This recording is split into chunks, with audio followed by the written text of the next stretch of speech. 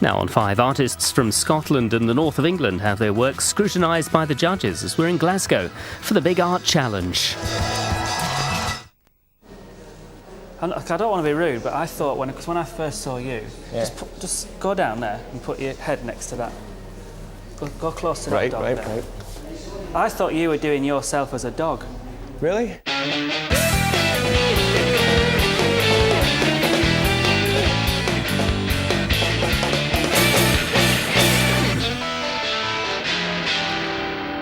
Big Art Challenge has arrived in Glasgow, and 100 artists from all across Scotland and Northern England are about to take a tentative first step towards our prize of £10,000. Judges Brian Sewell, Wayne Hemingway and Jane Wilson hold very different views on art and can only pick 10 artists to go through to our semi-final at Gateshead's prestigious Baltic Gallery.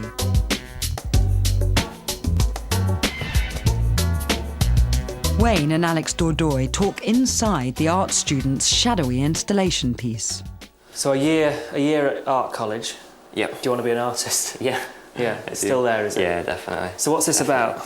I was researching into sort of the differences between animal and human behaviour, and I kind of came across this image of a bat lying upside down, sort of sleeping, and it was just kind of the way it was wrapped cosily in its wings. It reminded me so much of a person wrapped up in a duvet in bed, and it seemed a really nice sort of metaphor for the way that on a basic level perhaps people and animals aren't that different.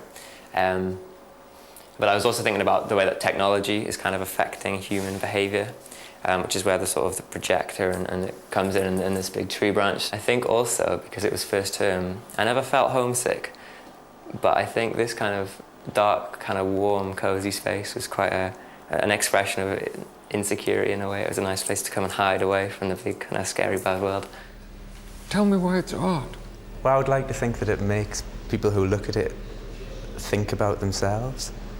Well, that's got nothing to do with art. I think it has. I don't look at the Last Judgment of Michelangelo and think about myself. Anyone with an imagination might imagine something when they look at it. They might imagine themselves inside of those suits, or they might just imagine that it's I don't nice have the figure for it. No, me neither either. Who do you think is going to buy it? If you're an artist, you're a one-man production line. Yeah. You are one of the people who are really fortunate in that you can do something right from the idea in the head. Yeah. You create something that you can then sell.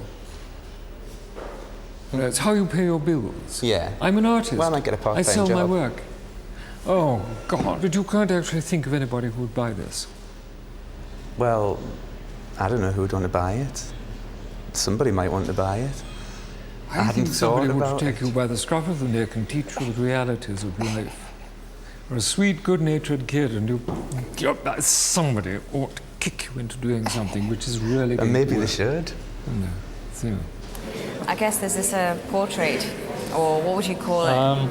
It's an image of a person. It's an image, right. I wouldn't really call them portraits because they're not necessarily meant to represent the person that they're painted from. I think I just want to make incredible images of people. I mean, she looks like she's either having some kind of sort of vision, or she's kind of got comatose, or there's something about this expression which is kind of not normal. I think it's the idea of interfering with beauty. Right. So you've got a lot of different elements that are in conflict with each other. You combine a lot of elements which combine to make an impact which is elusive. So you're not quite sure why the image affects you, but it does. I mean, I suppose she could be it's like a narcoleptic, where she's kind of wanting to go to sleep but she can't, or there's a consciousness thing that goes on. But at the same time there's something quite sublime about it, so she could be having a kind of visit, or a kind of a revelation or something. Yeah, so you're not quite sure which it is, but there's this play between the grotesque and something quite beautiful, or something that is elevated but degraded at the same time. So then you combine these and you get this image which is problematic. But I would hope that it's quite powerful, I just based it on some time I spent in New York. I had a lot of admiration for the architecture there, and I also worked from a photo of my mate's dog. Just stuck it in together. No, the dog wasn't in New York? The dog wasn't actually there, no. Right. Are you a student, or? Well, I did a portfolio course at art school last year for a year. I didn't actually get in this year. You've applied once and failed? Yeah. Right. It's not the most accurate painting, but is it meant to be accurate? Or? No, it's not. It's just meant to be. It's meant to look a little bit unusual. The buildings look a bit unusual as well. They're. Just go down there and put your head next to that. Go close to that dog there. Right. I thought you were doing yourself as a dog. Really? Because of the colour, you know, the hair and the sweat to the side. No. You know, I'm not. And I thought that'd be, you know, maybe if you took that thing as yourself as a dog, in different architectural backgrounds, and did a whole series of that. Come up now. All right. Right. Because maybe you just need something else to get, you know, because it's not easy to get into art college, is it? It's not that easy at all. No. So you need some kind of something. Yeah. So my advice would be yourself as the dog in various architectural locations. That's a good idea. You want to lead. Somewhat surprisingly, Brian and Jane have fallen in love with a giant metal piano. Is this a public piece of sculpture, or is this something that should be seen outdoors or inside a gallery? Or depends on the area where you're going to position the piece. But it would look quite nice outside, but originally it was an indoor piece which would be sitting in the gallery space. It's a dysfunctional. The whole idea is it's a dysfunctional furniture. The thing, I think, cries out to be public sculpture in the open air. I mean, it'll look marvellous wet, and it'll develop a pattern of its own, as zinc does. It's very odd, because when we came out of the door over there, Jane and I were both kind of drawn to it, like bees to a honey pot. And you can tell we're both very excited by it. I think it's nice that it actually, like you're saying, is the architecture of it is actually seeing the nuts and bolts in terms of like thinking of it's like building a submarine. Or shipbuilding or those kind of things. But you've made a piano instead. You know, it's exciting. You take the materials of a totally alien object and you turn it into a piano. And what do you do with a piano that looks like that? You put it somewhere where people will enjoy it. You don't box it up in a room. What I would have enjoyed enormously would have been being able to pluck the string. Yes, well, I know, but if only it sort of did what violin string, EADG or something like that, so one gets some musical reminiscence out of it. Thanks very much. Thanks. So a sumo wrestler. I can see that in it straight away. Yeah. And it makes me smile. I don't know whether it's his face or the fact that it's kind of all different angles going on. What are you trying to get across? It was basically the strength of the sumo wrestler I wanted to bring out. Just the sort of strong look to them and the power that they have when they're doing the sport. Are you a full-time sculptor or? No, well I was doing, when I made him, I was actually doing my public art course for 2 years. And are you doing public art? I'm not, no. What are you doing I'm actually bus driving at the moment. That could be public art in its own way, especially if you start doing kind of strange announcements over the tannoy. Dunfermline Council said you can place this wherever you want in Dunfermline. Where would you put it? Dunfermline Glen. Dunfermline Glen. Are you listening, Dunfermline Council? Jane speaks to two artists who have very different approaches to their craft. So, Elena, I'm looking at a piece here called Little Man, and it's a painting, but you've created it through burning the canvas. What's the process that you've used? It's just using a small blowtorch. And this was like a snapshot of my brother when he was young, and they're just working from photographs. Did a written piece about how, like, cattle's, like, farmers sort of brand their cattle and everything, and this is me sort of branding people, like, close to me. So it's sort of got quite a lot of connotations, I think. Just a very simple idea, very basic idea, designed to capture imagination. And when did you make this? Over a period of about 6 months. I finished it last night. You finished it last night? Wow. That's a bit 11th hour, Yeah, right on the 11th hour. It was 11 o'clock last night. Really? It was finished, yes. I think it makes a big difference who the image is of to start off with, and then the narrative sort of comes, because in this piece there was obviously a background, but I sort of left that and just focused in on this. Well, I found there's a lot of artists using fire and using this sort of imagery, but nothing really like this together, like Yves Klein sort of using fire but never in this way. Quite interesting, really like honing in to see how detailed you can get with it. Which kind of other artists are you kind of sort of taking some kind of a lead from, or you're interested in? No artists whatsoever. Right. I try and be as original as I can. Right. So I don't look for anything from any other artist to give me ideas. I invent my own ideas. You don't sometimes think that's a bit limiting, do you? No. The actual designs, the thought process, everything is original. Well, I'm not even questioning your originality. I'm just asking which artist you're interested in. As if it's an art challenge, surely you look at art. No. I'm puzzled by this piece. I'm moved by the imagery, which is quite clearly a plea for us to reconsider what we're doing with the possibility of cloned children. And I don't know what it's made of. It's sticky. Fresh tomato sauce. Ah, that's horrible. It's supposed to be unpleasant. Yuck. Make people think. Yes, I see. What is the rest of it made of?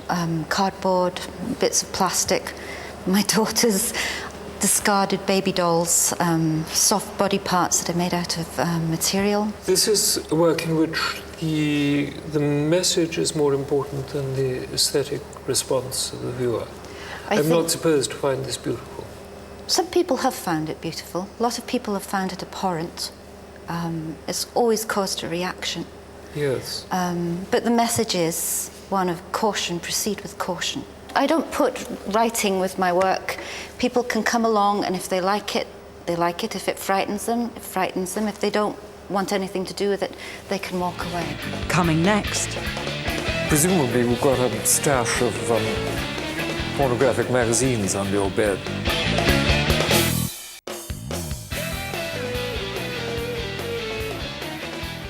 Artists have travelled to the Glasgow School of Art. Only 10 can go through to the semi-final of Big Art Challenge. Brian has a question. Is this painting or is this porn? And I got some vouchers for Christmas from my brother, and I went and bought a lot of paints and started That was painting. very adventurous of you. Presumably we've got a stash of pornographic magazines under your bed. I have not, no. Well, that's a very soft porn image, isn't it? Yeah. I was stuck for something to paint. I painted my cat, first of all. Tell me, I've always been curious about erotic paintings and erotic painters of erotic paintings. I mean, do you have an erection when you're painting something like this? I can't remember having an erection, no. Doesn't excite you at all? No, I just really looked at it just as an image. I'll give you one useful hint, which is if you're painting cats, you can presumably paint dogs as well. Yeah. And it's always very useful to put a card in your local vet saying that you do this, because then people commission you. The animals are usually dead by then. They'll give you a sheaf of photographs. But painting dead cats photographs is at least a beginning. I think you should avoid this kind of subject because people will draw exactly the same conclusion as I do. Yeah. If my nan was still alive, Ida, she'd take those 5 or 6 there, put them in a pan, melt them and make a new bar out of it, and she'd say, "Art, that's bloody soap." What would you say to Ida? I would say go for it, but not with this piece. Please. Took me a year to make. A year of washing, a year of hard washing. So you did your shower and you washed with the bar of soap. That's right. But it had to get to a certain size, did it? And then to get the graduation down. That's right. I mean, I started with the smallest and did work myself up the way. But there were certain gaps that I had to fill, so I ended up having to go into the shower with a ruler with little marks for the millimetres to fill in the gaps. See, some people go in the shower with a ruler for other reasons. Indeed. Yeah. What's the size increments? I couldn't tell you the increments. But if you're going to be that obsessive about it, I'm obsessive. Yeah, well, it was a while ago that it was 6 months ago. It was probably, we're talking about 2 millimetre increments. Yeah, and is there a significance in a 2 millimetre? No, there's not, no. Can you sell art like this, do you think? Only to the big boys, basically. Like Saatchi? Yeah. Double-edged sword Saatchi, but yeah, that's right. I don't do it to sell it, I do it to keep myself sane, I guess. Right, and do you have another job then? Or? I do, yeah. I'm an architect by day. Right, and a soap moulder by night. Indeed, yeah. Mr. Michael Haddow and Mr. Brian Sewell have more in common than one might at first suspect. In your work as a nurse, you use images of this kind, constructions of this kind, with your patients. I have done, perhaps not quite as extreme as this one. I would probably start off with something a bit more traditional. What I found working with a lot of my clients is that their only exposure to art was at school, and very traditional art. I imagine that when you're dealing with difficult patients, that you would find this kind of three-dimensional image would have much more impact on them than a flat image. It would kind of have to be judged on a very individual basis. If you were dealing with somebody who was severely traumatized, kind of bordering on psychotic, if you presented an image like this, it might just be too much for them and get exactly the opposite reaction. When I was teaching under not dissimilar circumstances, it seemed to me that there was such an instinct always amongst prisoners to touch. Absolutely, yeah. And that in fact they find it easier to deal with something which, as you have here, is an immediately recognizable sort of pair of pram wheels, and being able to put their hands on the fur and see and feel the contrast of the skull. Absolutely. This would give them an immediacy of appreciation which a painting wouldn't. Perhaps for the first time in the series, our judges, even Brian and Wayne, are in complete agreement. They don't think much of the work in Glasgow. Well, I didn't like anything. I mean, it was like wandering around the Women's Institute of Little Biddle Hinton. It's been a bit of a disappointment, really. Why? I just think sort of the quality of what we're looking at, particularly this week, has been really quite patchy. Certainly if I was left to pick 10, I couldn't pick 10 to go through. You know? Really? You'd struggle? Yeah, I couldn't do it. There aren't 10 things that warrant to go through so far. Painting has been pretty awful. There's been lots of painting. No, compared with the conceptual stuff, the video stuff, the photography and so on, there has not been a lot of painting. And it has been abysmal. You can take so much bad painting because it's funny. But then after a while it becomes like, you know, well, and especially if they're not doing it to be naive and not doing it to be funny. That said, they still have to pick 10 artists to go through. First up come two names that all three judges are happy to put forward. But I think we've all chosen one lad who's probably one of the youngest people we've come across. He's got ideas and he could articulate them pretty well. And he's the Alex Dordoy was his name, Yes. And he did the kind of the bat boy thing. Yeah. And like you say, I think it's just a relief to meet somebody who's kind of, you know, studying art but is interested to be, articulating what they're about. So, one we all agree on? Yes. Yeah. The next one which we all agree on is the Steelyard Blues. I think we all agree on it, but it kind of went against some of the things that we talked about in earlier programmes, in that we were after things that were quite well finished. I don't remember asking for things that were well finished. I remember asking for better ideas. Is this a good idea? What is intriguing about that is that it's obviously a piece of public sculpture. Yeah. And would look very well in a public place. Now Brian chooses two artists whose work he thinks have some merit. I found this session almost sad as well as disappointing.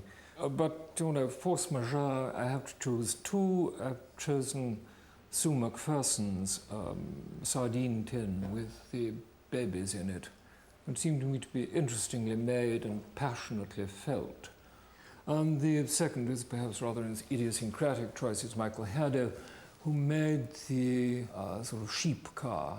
It had an accompanying program which didn't seem to make much sense. Well, he said it was about us getting in our cars and being like sheep. I frankly don't believe a word of the program, and I think we should do him the kindness of ignoring it. In the absence of anything else that I feel strongly about, the man seemed so intelligent about what he is doing with his patients that I want that piece to go forward.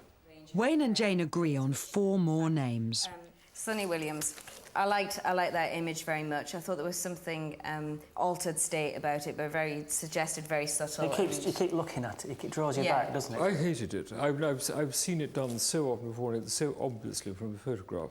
It would have made a better photograph. I think it would have made a dreadful photograph, and it makes a much better painting, which is why I think it's interesting as a painting. But it goes through, does it, if two of us like it? So. Yeah. It goes through because it's Jane's choice. Well, and Wayne's, sorry, because Wayne's also chosen that. But anyway, yes. Vanessa Mustard was another painter who I thought was quite striking, and I like the way that she'd applied the paint. Elena Garcia. I'm not sure what I felt about the image as such, but I thought there was an interesting technique that she was using, using a blowtorch. Yeah, I quite like the technique. And creating something, the form, the figure out of that, in a way that it was like a sort of a negative. Joanne Stanes, who had done the video installation. And she'd taken this straight out of a gallery where it had been showing at the top of some stairs, and people had to walk through it. And there was something quite unsettling, erotic. 8 down and 2 to go. Well, Jane, you have a raft of things here that you have pulled out of the heap. Neither Wayne nor I has another candidate. If you can convince us that any of this heap is worth pushing forward, you might then you might get backing, and forward they go. This is a piece called Fatherland, which is a panoramic photograph, which I know Brian is infuriated by the fact that it is not presented as a surround panoramic image. But I found it interesting because he has created lots of mise-en-scenes and lots of kind of setups, which, you know, in a way, they're a little adolescent in terms of what's really going on. Things like all these artists floating in the clouds are really silly. So, you know, I mean, and also him with the invisible man with the glasses. What we have now is we have this piece by a man called George Young. From Graceland, is it, this? It felt very Vegas, very kind of, you know, sort of Liberace style. As an object, I thought it was quite intriguing. But it was kind of, it was just that. It wasn't as if he'd tried to make any comment on Liberace. You know, and again, if Brian can put through a man who does something about sheep and not really talk to us about the sheepskin and the sheep skull, then I can easily put through this. I'm prepared to back you on these too. Okay. To back you? That would get us up to 10. What do you feel, Wayne? Well, the idea is that if 2 vote for it... Right, it goes through. Yeah, I mean, I don't like them at all, but if we're going to get 10, we're going to get 10. I'm not going to lose any sleep over it. First, there were almost 4,000. Then, there were 400. Now, only 41 artists will go forward to the Baltic Gallery in Gateshead and the semi-final of Big Art Challenge. Yes, and you can see the semi-finals of the Big Art Challenge. It's next Thursday night at the slightly later time of 7:30. Coming up next tonight, UEFA Cup footballers Middlesbrough take on Lazio. It's live on 5.